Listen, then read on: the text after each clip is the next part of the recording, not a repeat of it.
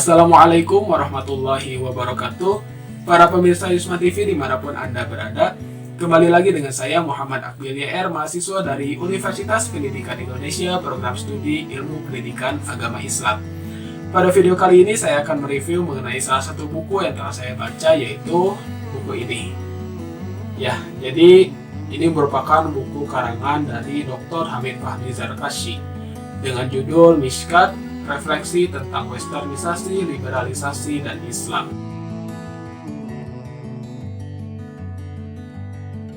Latar belakang saya memilih buku ini karena saya merupakan orang yang suka terhadap buku-buku pemikiran.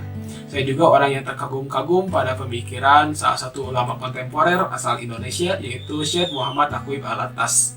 Saya menyadari dengan keawaman diri saya tidak mudah untuk memahami pemikiran-pemikiran beliau yang menurut saya cukup rumit.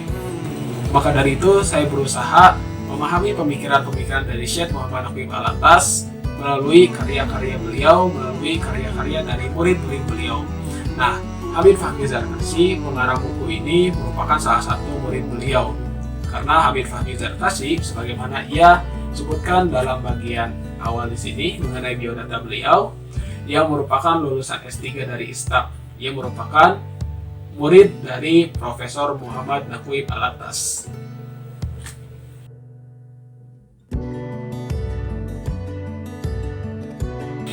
Sedikit tentang penulis, sebagaimana dijelaskan di sini. Jadi biasanya kalau di buku-buku itu biodata penulis disimpannya kan di belakang. Nah, kalau untuk di buku ini tidak ada. Jadi untuk biodata penulis, ia menyimpannya di bagian awal. Jadi kita bisa membuka covernya, kemudian di sini kita bisa melihat ada biodata penulis beserta dengan fotonya. Sebetulnya bagi saya ini merupakan desain buku yang unik. Dengan ada biodata seperti ini, kita bisa membukanya, dan apabila kita telah membaca, misalnya membaca segini, kita bisa menggunakan ini sebagai penanda seperti itu. Jadi kita tidak lupa sudah sampai halaman berapa kita membaca, seperti itu.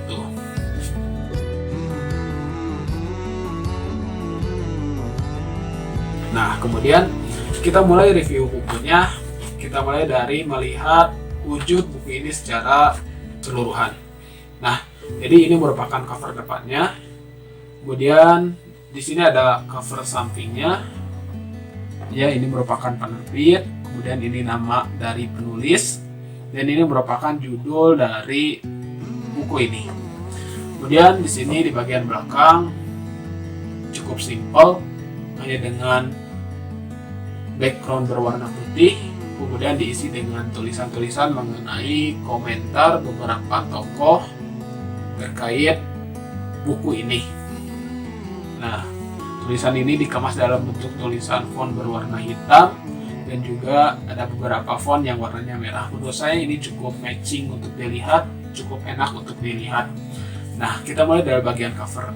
Sejujurnya saya sangat suka dengan cover buku ini, karena sebagaimana teman-teman bisa lihat, cover buku ini cukup simpel dengan background berwarna putih, kemudian ada lambang di sini, kemudian ada tulisan Mishkat, dan seterusnya. Yang menurut saya ini merupakan cover buku yang unik, karena dengan kesimpulannya ini menurut saya dapat memberikan kesan lebih bagi pembaca. Khususnya saya merasakan bahwa saya menyadari berdasarkan judul buku ini, pembahasan dalam buku ini merupakan pembahasan yang cukup berat. Namun ketika melihat cover bukunya yang simpel, saya memiliki rasa optimis untuk membaca buku ini. Saya yakin bahwa saya bisa memahami isi buku ini, karena dengan cover buku yang simpel ini membawa rasa tersendiri bahwa penulis mampu untuk menyederhanakan konsep-konsep yang bisa dikatakan rumit ke dalam bahasa-bahasa yang bisa dipahami atau mudah dipahami oleh orang awam.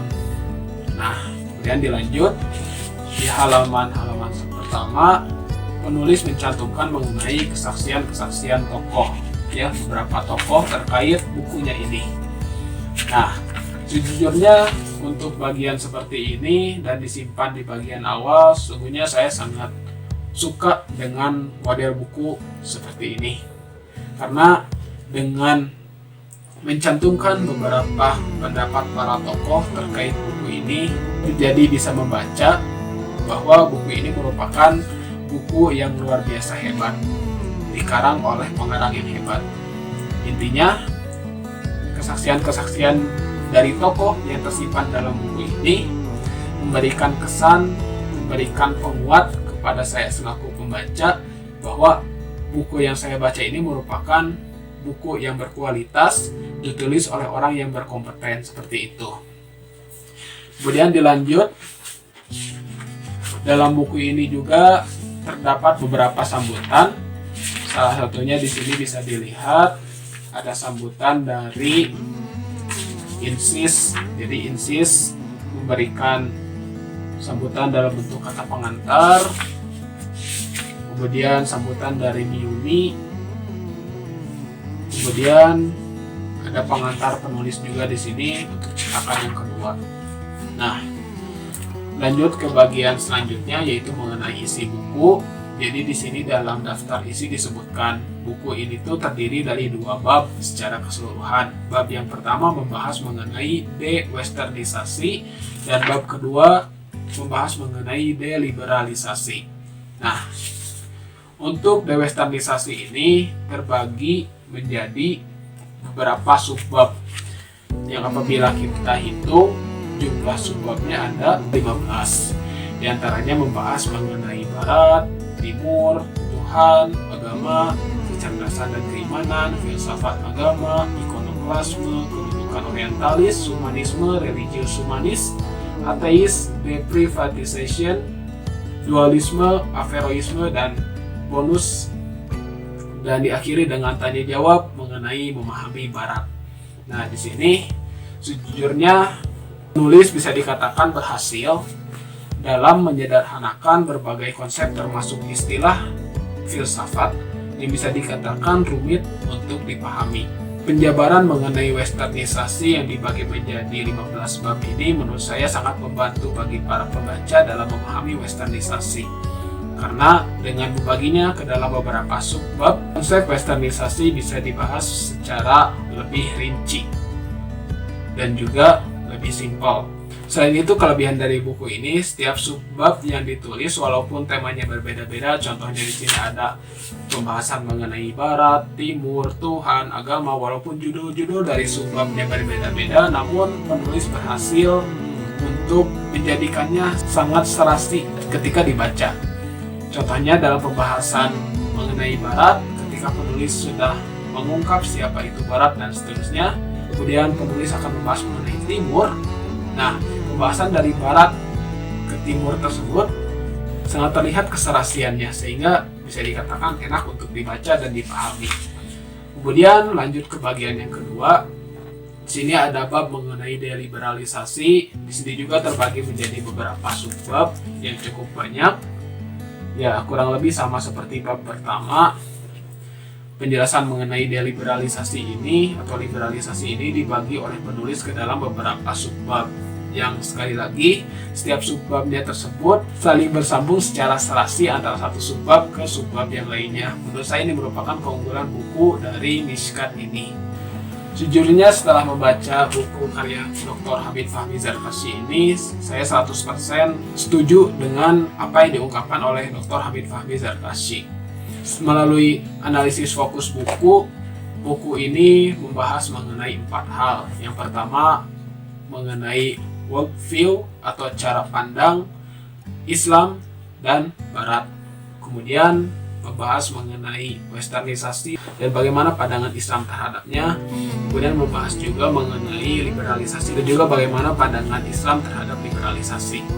Nah, kemudian intinya saya sangat merekomendasikan buku ini kepada para pembaca yang walaupun masih awam, termasuk saya sendiri pun merupakan pembaca yang masih awam mengenai pemikiran-pemikiran Islam. Nah, apabila ingin mengenal pemikiran-pemikiran Islam, saya sangat merekomendasikan buku ini untuk dibaca oleh para penonton sekalian. Karena insya Allah melalui buku ini, penulis berhasil untuk mengemas konsep-konsep yang terlihat rumit ke dalam bahasa-bahasa yang mudah dipahami.